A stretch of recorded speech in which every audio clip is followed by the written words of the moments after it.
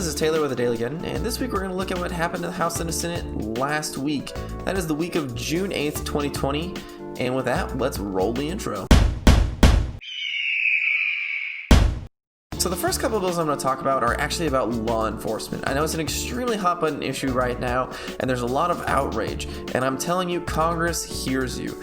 The first bill is H.R. 7120. It was introduced by Karen Bass from California, and it has 225 co-sponsors, all Democrats, so they're actually talking about this. A lot of Democrats are talking about this, and it was actually referred to a committee on the day that it was introduced. That's extremely rare. Only things that really have high priority get that kind of attention. All the other bills in this video that I'm going to talk about do not have any text associated with them. This is the only one that does. So this thing has a lot of momentum right now. So if you really want things to get done and you really want people to push, you need to go and tweet at your senators, tweet at your congressmen, let them know that HR 7120 needs to be discussed. And if you want to read it for yourself, go to GovTrack or Congress.gov and read through it and see if it's exactly what you want. Or if it's not, reach out to Karen Bass herself. You can tweet her at this Twitter handle below. That being said, this is not going to be a detailed, comprehensive, deep dive into this piece of legislation. I will do that if you guys want me to. Let me know in the comments, shoot me something on Twitter. Just let me know and I will deep dive into this piece of legislation. H.R. 7136 was introduced by Mark Pocan of Wisconsin, and it's to institute a national minimum for police training. The next piece of legislation I'm going to talk about is H.R. 7129, and it limits the authority of the president to use a militia or the armed forces to back up state governments. And I believe this is a response into a lot of the comments that President Trump has made in regarding to some of the riots and some of the protesting that's happened. And I'm really sorry, because I'm probably going to say your name wrong, but it was introduced by David Cicilline of Rhode Island.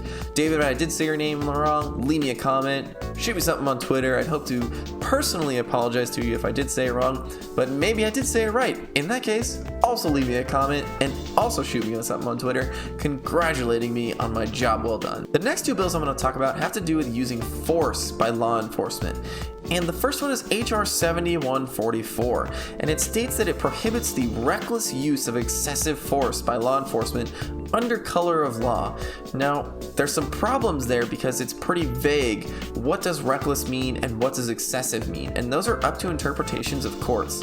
And that's where you're going to get into problems with people getting off that shouldn't have, and people getting penalized when they shouldn't have, and not having some clear-cut statements. And you can define it obviously in the bill's text, but just going off the title, not having a clear-cut statement is a problem and a way you get into the way that things are now. The other bill is H.R. 7188, and it was introduced by William Timmons of South Carolina. And unlike H.R. 7144, this is a very clear statement. And very simply, it would require all law enforcement agencies to report any use of lethal force. H.R. 7153 was introduced by Donald Bayer of Virginia, and it would require that all police officers that are in charge of any kind of crowd control for any type of protest would require them to wear a very clear identification. And that's extremely important, both for the safety of the protesters and the safety of the officers, because there are people out there that are running around and they look like police officers.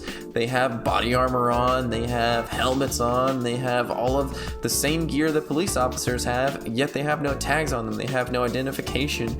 How are you supposed to know whether that's a police officer or whether that's just some civilian who wants to dress up like a police officer? The last two bills I'm going to talk about that are related to law enforcement are H.R. 7150 and S. 3955. And H.R. 7150 was introduced by Greg Stanton of Arizona and will require cops to wear body cameras. S. 3955 was introduced by Rand Paul of Kentucky, and it would get rid of no-knock warrants. So the last few bills I'm going to talk about in this episode are a little bit miscellaneous in subject matter, but if you think about the events that might have led up to them, then it makes them extremely interesting. And the first one is H.R. 7122, and it was introduced by Jody Arrington of Texas, and it would require that the Secretary of Treasury come up with estimates for the usage of taxpayer dollars by the United States government. And the reason that is so funny is because it is so blatantly obvious that you would have to estimate the usage of taxpayer dollars. That's what anybody has to do in any government program. You always have to have a budget.